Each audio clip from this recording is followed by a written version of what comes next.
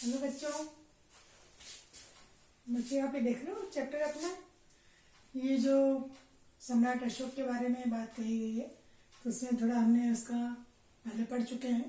अब हम आगे बढ़ रहे हैं। सम्राट अशोक का जो साम्राज्य था, ठीक है, विशाल साम्राज्य, उसका प्रशासन कैसे था, मतलब वहाँ पे प्रशासन कैसे किया जाता था। तो सबसे पहली बात है कि पूरा जो साम्राज्य है उसमें सर्वोच्च जो पद था वो सम्राट का था। और सम्राट कौन था उसमें? अशोक। तो हर चीज पे निगरानी नियंत्रण किसका होता था? राजा का होता था। अच्छा, राजा ये सब काम किसके माध्यम से करता था? कि उसके जो करीबी रिश्तेदार थे, उसके जो घर के लोग थे, ठीक है, या उसके जो मंत्री लोग थे, उसके पुरोहित थे, उसके खास जो सेना के जो प्रमुख लोग हैं, प्रमुख अधिकारी हैं, उन सब के माध्यम से वो सबसे चर्चा करके, बात करके और फिर तय करता था कि कैसे प्रशासन चलाना है। अब इतना बड़ा प्रशासन संभालना है तो उसके लिए पैसा भी चाहिए, तो उसके लिए कर वसूल किया जाता है। क्योंकि ये जो साम्राज्य बहुत अलग अलग हिस्सों में फैला हुआ था, उसमें अलग अलग तरह के लोग रहा करते थे, ठीक है। उसमें किसान भी हैं, पशुपालक भी हैं, व्यापारी भी हैं, शिल्पकार भी हैं, ठीक है। तो ये सब जो लोग हैं इसके राज्य में रहने वाले, ये सब कर दिया करते थे राजा को। तो ये कर वसूलने के लिए कर अधिकारियों की नियुक्ति जो है राजा ने की हुई थी। तो ये कर अधिकारी का काम था उन लोगों से जाकर के जो भी कर लगाए जाते थे उन करों को वसूलना, ठीक है। और कई लोग मान लो ऐसे कर नहीं देना चाहते हैं या मना कर देते हैं तो उनको सजा भी दी जाती थी। तो ये जो इन्होंने कर अधिकारी नियुक्त किए थे, इन अधिकारियों को राजा की तरफ से वेतन भी दिया जाता था। मतलब सरकारी एक तरह से कहना चाहिए कर्मचारी थे जो राजा के लिए काम करते थे और जो कर वसूल किया करते थे। राजा जो है अपने अधिकारियों के साथ बैठ करके, परिवार के लोगों के साथ बैठ करके तय करते थे कहाँ कहाँ कौन कौन से कर लगाने चाहिए, ठीक है। कौन से कर राजा जो है देखता है कि हाँ भी जरूरी है, राज्य के लिए, प्रजा के लिए भी जो है देना जरूरी है। तो उन सबको वसूलने के लिए अधिकारियों की नियुक्ति की जाती थी। उसके बदले में अधिकारी चूंकि राजा का काम कर रहे हैं तो उनको उसके बदले में वेतन दिया जाता था। अब देखो इनके ऊपर भी निगरानी हो रही है। संदेशवाहक मतलब ऐसे लोग भी होते थे जो संदेश एक जगह से दूसरी जगह पहुंचा रहे हैं। राजा के संदेश पहुंचाना है, फिर प्रजा का संदेश राजा तक पहुंचाना है, तो इसके लिए संदेशवाहक एक जगह से दूसरी जगह जो है वो घुमा करते थे। संदेशवाहक ये बताया करते थे कि कौन से कर लगाने, कौन से कर हटाने हैं, कितना कर लिया जाना है। तो साम्राज्य तो बहुत बड़े बड़े क्षेत्रों में फैला हुआ है, तो वहां तक ये सूचना पहुंचाने का काम कौन करते थे? संदेशवाहक किया करते थे। फिर आपने एक शब्द सुना होगा जासूस। जासूस क्या करता है? जासूसी करता है, नजर रखता है। तो ये जो अधिकारी है, कर अधिकारी, ये सही प्रकार से काम कर रहे हैं कि नहीं?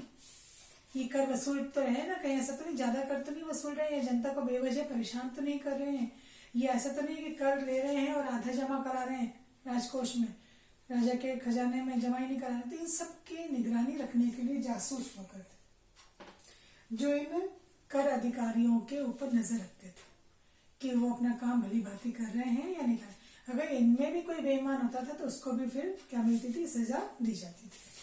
तो ये जो राजा है वो सर्वोच्च होता था। केंद्र का प्रशासन, फिर केंद्र के जो भीतर होते थे प्रांत होते थे, अलग अलग प्रांत हैं, उन प्रांतों का भी जो है, तो यहाँ पे कई बार जो राजा के राजकुमार हुआ करते थे उनको वहाँ पे गवर्नर बना करके भेजा जाता था, वो वहाँ का पूरा काम का संभाला करते थे। इस तरह से वहाँ पर जो है वो स्थिति होती थी। और उसके भीतर भी जो स्थानीय लोग जो है कार्य होते थे, स्थानीय क्षेत्र होते थे, वहां पर भी लोगों पर जो ध्यान रखना, उनकी जरूरतों का ध्यान रखना, ठीक है। और वहां के जो लोग हैं वो भी राजा का जो है ध्यान रखते थे। राजा को अपनी स्वेच्छा से कोई गिफ्ट, जैसे अपन कहते हैं, नजराना दिया करते थे। नजराना कोई भी वस्तु हो सकती है, स्वेच्छा से दी जाती है। और जो जंगल में, वहां देखिए उसमें तो जंगल भी बहुत हुआ करते थे, जंगल से भी कोई जो सामग्री वो ला करके राजा को भेंट की जा सकती है संसाधन के रूप में। तो ये यहाँ पर दिया जाता है। और अशोक एक अनोखा सम्राट कहा जाता है और कहते हैं कि इसने अपने जो भी नियम कानून है, अपने जो भी संदेश है, वो अभिलेखों के रूप में इसने बनाया था। अभिलेख जो है प्राकृत और ब्राह्मी लिपि में जो है वो मिलते थे। तो जगह जगह उसने क्या है, नुक्कड़ों पर या सीमाओं पर यहाँ पे उसने अभिलेख जो है वो अपने लगा रखे थे, जिसमें उस राज्य के नियम और कानून या राजा के संदेश जो है वहां पर उसमें जो है लिखे जाते थे। अब पत्थरों पर, गुफाओं पर, स्तंभों पर, ये यहाँ पर लिखे जाते थे। तो यहाँ पे एक मुख्य उल्लेख आता है अशोक सम्राट में कलिंग युद्ध का।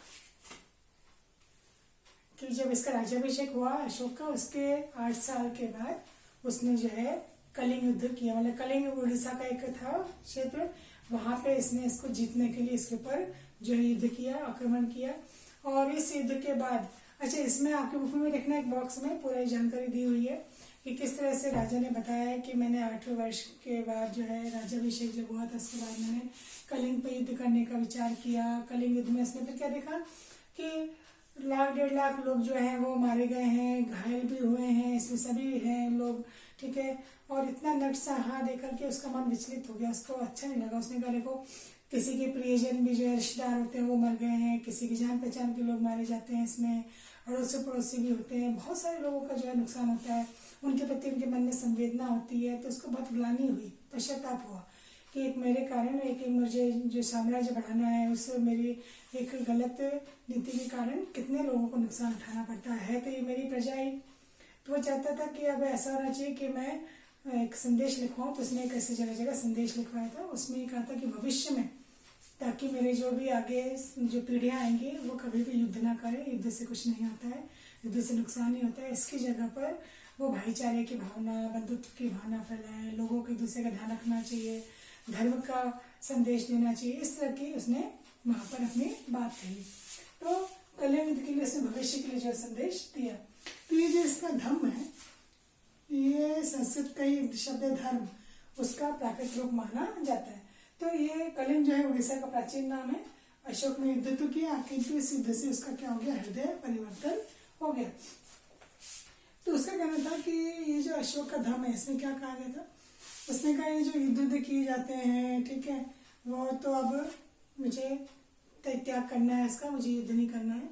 और उसने कहा कि लोग क्या करते हैं, बहुत व्रत अनुष्ठान करते हैं, हवन करते हैं, शादी ब्याह में करते हैं, ठीक है, किसी के घर में कोई संतान जन्म लेती है तो हवन यज्ञ जो है किए जाते हैं, कोई कहीं यात्रा पे जा रहा है तो करवाता है, कोई बीमार है तो ठीक होने के लिए भी यज्ञ हवन कराते हैं, मतलब पूजा पाठ कराते हैं। तो कहते हैं कर्मकांड जो है किए जाते हैं वो ठीक है, पर इसकी जगह व्यक्तियों को कुछ और काम करने चाहिए। तो उसने कहा कि जैसे एक पिता अपने बच्चों को, अपने पुत्र को एक अच्छी शिक्षा देता है, अच्छा व्यवहार का जो ज्ञान देता है जिससे वो आगे भविष्य में एक अच्छा व्यक्ति बने, तो वैसे ही जो काम है ये लोगों को करना चाहिए। तो उसने कहा कि इसके लिए एक आदर्श नैतिक चरित्र उसने अपनी जनता का करना चाहा। इसके लिए जो उसने नियम और कानून बताए उसको क्या कहा गया, धम्म कहा गया, जिसमें जो है झूठ नहीं बोलना, ठीक है, नशा नहीं करना, बड़ों का आदर करना, माता पिता गुरुओं की सेवा करना, उनकी बात मानना, ठीक है, जो भिक्षु भिक्षुणी होते हैं उनका आदर सम्मान करना, दान करना, सत्य बोलना, ऐसे बहुत जो अच्छी अच्छी चीजें हैं व्यवहार की, वो उसने यहाँ पर अपने की थी। तो जैसे एक पिता होता है और पुत्र होता है, तो ऐसे राजा जो होता है एक पिता के समान होता है, और जो प्रजा होती है वो उसके पुत्र के समान होती है। तो इस प्रकार से उसको अपने प्रजा के साथ इस तरह से व्यवहार करना चाहिए।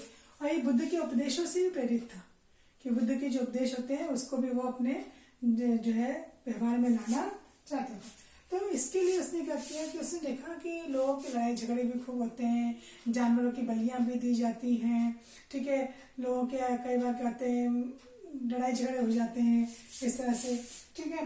तो उसने कहा कि धर्म के कारण भी लोगों का टकराव हो जाता है, लोग अपने दासों से नौकरों से अच्छा व्यवहार नहीं करते हैं। तो ऐसे इसने बहुत सारी बातें जो देखी। तो उसने कहा इन सब चीज़ों का जो है हल निकलना चाहिए, निदान होना चाहिए। तो इसका निदान करना, इस समस्याएं जो है, उसने देखा कि समस्याएं बहुत सारी हैं। किसी का पड़ोसी से झगड़ा हो रहा है, किसी के परिवार में झगड़ा हो रहा है, ठीक है, किसी के यहाँ बलि दी जा रही है, किसी के दास के साथ झगड़ा हो रहा है, व्यवहार अच्छा नहीं। तो उसने कहा मेरा अब राज्य है ये, तो मेरा कर्तव्य है कि मैं इन समस्याओं का जो है निदान करूँ, इनका समाधान निकालूं। तो इसके लिए फिर उसने क्या किया कि जगह जगह धम्म महामात्रों की नियुक्ति की। इनका काम था अपने राज्य में, साम्राज्य में दूर दूर तक जा करके लोगों को धर्म की शिक्षा देने वाले, धर्म की शिक्षा देना, अच्छा व्यवहार करने की शिक्षा देना। तो इसके लिए इसने क्या किया कि जगह जगह शिलाओं में, स्तंभों में, खंभों में इसने अपने आदेश जो लिखवाए, संदेश लिखवाए। और जो लोग लिख पढ़ नहीं सकते थे उनको राजा के जो अधिकारी होते थे या जो भी इनको नियुक्त किया रखा था वो पढ़ करके संदेशों को सुनाया करते थे। तो प्रजा के लिए संदेश होते थे इसमें। और ये जो अनुष्ठान व्यवहार है इसको मैंने बताया कि अच्छा व्यवहार रखना ही अपने जो है लोगों का कर्तव्य है, और इसके लिए मैं लोगों को प्रेरित करूंगा। तो ये जो इसका संदेश था, उसके लिए जवाहरलाल नेहरू जी ने भी कहा था कि ये जो संदेश है वो हमें भविष्य के लिए एक अच्छा ज्ञान देता है, अच्छा रास्ता दिखाता है हमें, ठीक है। और ये जो अशोक है, इसने अपने से सारे नियम कानूनों का ये जो संदेश है, इसका प्रचार प्रसार दूसरे देशों में भी किया, सीरिया में, ग्रीस में, श्रीलंका में, विश्व में। यहाँ पे इसने इस धर्म का प्रचार प्रसार करने के लिए अपने दूतों को भी भेजा। तो इसलिए बौद्ध धर्म से बहुत प्रभावित था, बुद्ध के उपदेशों से, और इसने बुद्ध के जो है जितने भी प्रचार प्रसार किए उपदेशों का, तो आसपास के देशों में भी इसने अपने दूत भेज करके, और कहीं कहीं जिक्र आता है कि इसने अपने पुत्र पुत्री को भी इसके प्रचार प्रसार के लिए भेजा। तो यही वजह है कि आज अपने भारत के अलावा और कई आसपास के देशों में भी बौद्ध धर्म की प्रधानता है। तो बौद्ध धर्म कहाँ से निकला? भारत से निकला, और फिर ये जो है आसपास के देशों में इसका प्रभाव देखा गया। तो ये हमने बच्चों आज अशोक के बारे में थोड़ी सी जानकारी ली।